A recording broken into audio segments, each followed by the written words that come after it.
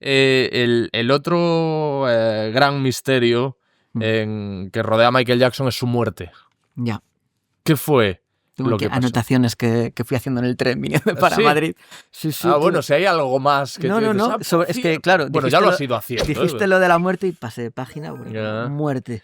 No, has hecho los deberes, bien, sí, bien. Es que joder, 4 horas en tren, digo yo, pues nada, pues vamos a tomar notas.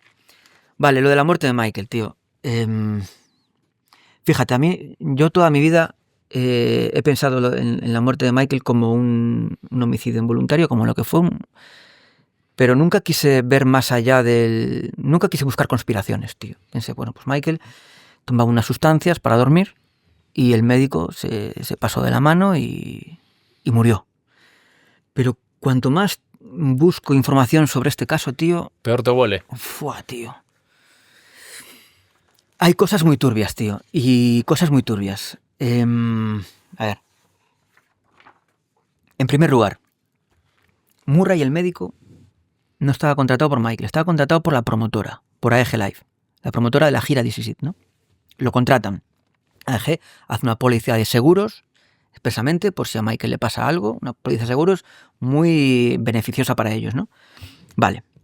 AEG consigue un examen médico para Michael, para ver si está capacitado para hacer esos conciertos. Michael aprueba ese examen médico con todo lo que tenía Michael. No se sabe cómo aprobó ese examen médico, pero ese examen médico lo consigue AEG.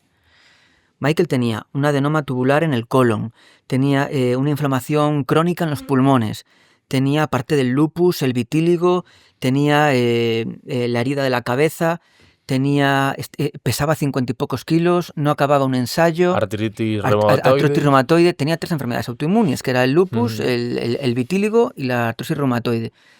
Dolores por un tubo. Michael no estaba capacitado para hacer esa... Los testigos que había allí decían, es que no acababa un ensayo, tío.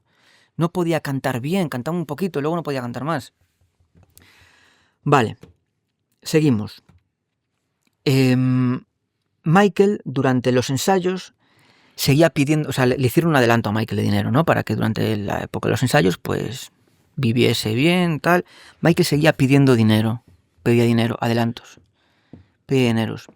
Y hay una serie de emails que suceden unos días antes de morir, un par de días antes, 3 días antes, en los que el manager de Michael le pide otro adelanto al promotor de la gira, de AEG Live. Le pide $1 millón y le dice, no te podemos adelantar más dinero, ya te hemos adelantado mucho, esto no puede seguir así porque vamos a dar pérdidas, no sabemos si Michael va a hacer esos conciertos porque no está bien. Kenny Ortega, el director de la gira, el director que está haciendo los ensayos, también entra en esa cadena de emails y dice que Michael está preocupado por su salud, o sea, está preocupado por la salud de Michael, ¿no? Porque no llega a los ensayos, ¿no? Entonces, esto se supo después en el juicio por su muerte. Hay unas reuniones un día o 2 antes de la muerte de Michael, unas reuniones en casa de Michael mientras Michael está ensayando. Esto lo comenta su hijo, porque su hijo estaba en la casa y los vio. No sabe decir si fue el día antes o 2 días antes. Se reúnen primero Randy Phillips, el de AEG Live, con Tomé, que era el manager de ese momento, que es un manager que apareció de repente, una cosa muy rara, apareció para la gira, una cosa muy rara. Se reúnen y tienen unas conversaciones que a Prince le resultan extrañas, unas conversaciones turbias. ¿A Prince? Sí, al hijo de Michael. Luego se reúne con el médico de Michael, la noche antes de morir. Se reúne con el médico de Michael en casa de Michael. Michael estaba ensayando. Y tiene unas relaciones que a Prince le parecen tan extrañas que Prince llama por teléfono a Michael y se lo dice. Michael, los días antes de morir, estaba teniendo unas conversaciones con Randy Phillips, también el de AEG Live, colgaba el teléfono, y esto lo dijo Prince en el juicio, y Michael se echaba a llorar diciendo, me van a matar. Esto fue unos días antes, ¿eh? Vale. Llega la noche de la muerte de Michael.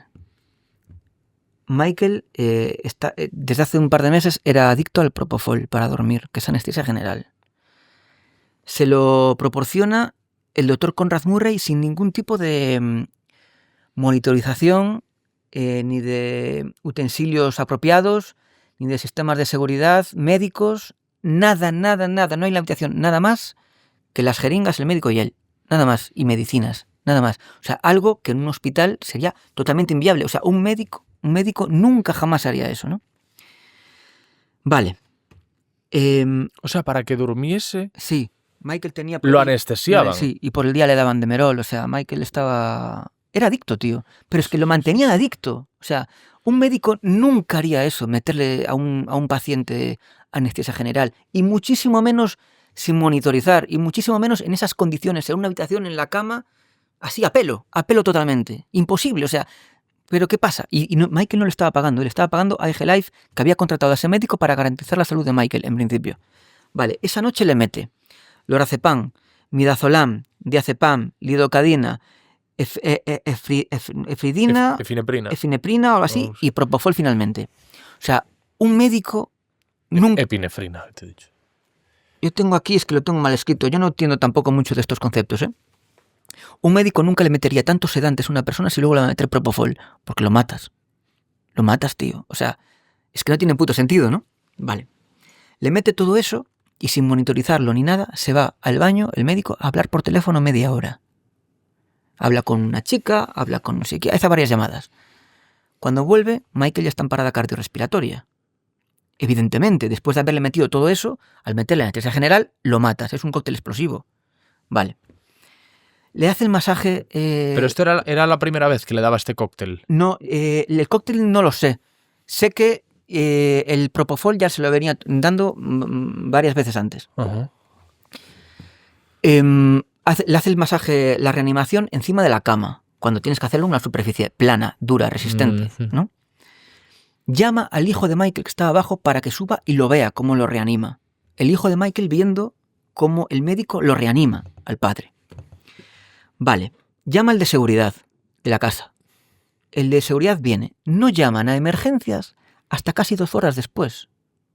A los servicios de emergencia para que vengan a reanimarlo. No lo llaman hasta 2 horas después. ¿Por qué? Cuando llaman por teléfono, no saben decir la ubicación de la casa. No saben decir la dirección.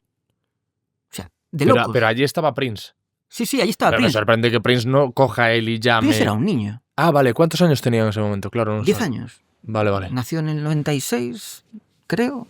97. Digo, como tenía edad suficiente para discernir que había reuniones en su casa que no le parecían... Sí, y él avisó a su padre de que había esas reuniones. Por eso, si tenía esa capacidad, ¿sabes? Interpreté que sería mayor y que podría ver a su padre en esa situación y decir, voy a llamar inmediatamente a una ambulancia. Era un niño, tío. Ya. Llamó el de seguridad. Uh-huh. Llamó el de seguridad. Pero 2 horas después. Hora y media, hora y 20. No me acuerdo la cifra exacta. Vienen en helicóptero. Michael ya estaba muerto, tío. Vienen en helicóptero, lo envuelven, se lo llevan. Vale. La policía no acordona la zona para hacer la investigación hasta varias horas después. Creo que fueron 2 o 3 horas después. Los asistentes, los empleados de la casa de Michael entraron en la escena del crimen, la contaminaron, se llevaron cosas, la jeringuilla nunca apareció, joyas de todo desaparecieron, discos duros con canciones de Michael desaparecieron, que luego nos enteramos de que las había robado el marido de la Toya, la hermana. O sea, contaminando totalmente la escena del crimen, hasta que la policía 2 horas después dijo, pues venga, vamos a acordonarlo. Y acordonaron la zona. Algo extraño. ¿Por qué hicieron eso, tío? Muy extraño. No apareció la jeringa. Aparecieron un par de jeringas, pero ninguna la jeringa concreta que había matado a Michael. Las cámaras de seguridad de la casa desaparecieron. La policía dijo que al hacerle volcado al disco duro, el archivo se volvió corrupto y se perdieron las imágenes. Solo las últimas imágenes que se tienen de la casa son las de Michael entrando en casa. Todo lo que ocurrió después se borró. Joder, tío. Son muchas cosas, tío. Vale. A Murray, al médico, lo condenan por homicidio involuntario, 4 años, sale de la cárcel a los 2 años, porque las cárceles estaban demasiado llenas y no constituye un peligro para la sociedad, y lo liberan a los 2 años de la cárcel. De repente, AEG cobra ese seguro de 17 millones, se lava las manos, las entradas que había vendido ya, todas las entradas, porque se agotaron en una hora todas las entradas de los 50 conciertos, le dan a los fans la opción de quedarse con la entrada y te dicen que la ha diseñado Michael en persona. La mitad de los fans se quedan con la entrada. Se sigue forrando a AEG Live. ¿Vale? En ese momento aparece en escena un ex-manager de Michael, que se llama John Branca, que Michael lo había despedido en 2003 porque pensaba que estaba conspirando en su contra para venderle el catálogo de los Beatles a Sony. Y Michael lo vendió en 2003 y lo investigó de forma privada, que esto se supo en el juicio de 2005. John Branca apareció en escena en la vida de Michael 2 semanas antes de morir. Y Michael, cuando muere, no tiene testamento. Y aparece John Branca con un testamento de 2002. Y la familia no reconoce ese testamento. Dicen que Michael es imposible que hubiese firmado ese testamento, que estaba firmado en Los Ángeles, porque el día de la fecha de la firma del testamento, Michael estaba en Nueva York. Y hay un juicio, hay unos juicios y tal. Un abogado, ¿cómo se llamaba este abogado? Un abogado de Michael muere. Porque ese abogado supuestamente iba a hacer una revelación sobre... Muere en extrañas circunstancias, se suicida. entiendo. Se suicida en el jardín de su casa después de llevar a sus hijas al colegio y con su mujer dentro de la casa. Llega a casa y se pega un tiro. ¿Por qué se suicida? Si es una persona que toda la gente de su entorno dijo que no tenía ningún problema. Y este abogado decía que tenía una copia del testamento que era válida. Y lo dijo antes de morir. Y está atestiguado en la prensa. Que tenía una copia del testamento válido, no el de John Branca, y muere. Nunca se investigó, nunca pasó nada con el testamento. Hubo un juicio, no reconocían el testamento de John Branca, pero al final la familia llegó a un acuerdo y John Branca se convirtió en el albacea del patrimonio de Michael Jackson. En la principal figura de autoridad del patrimonio de Michael Jackson, John Branca. ¿Qué ha pasado ahí? No lo sabemos. O sea, para mí es un caso abierto. Para mí es un caso abierto. Hay demasiadas negligencias que no fueron lo suficientemente investigadas, tío.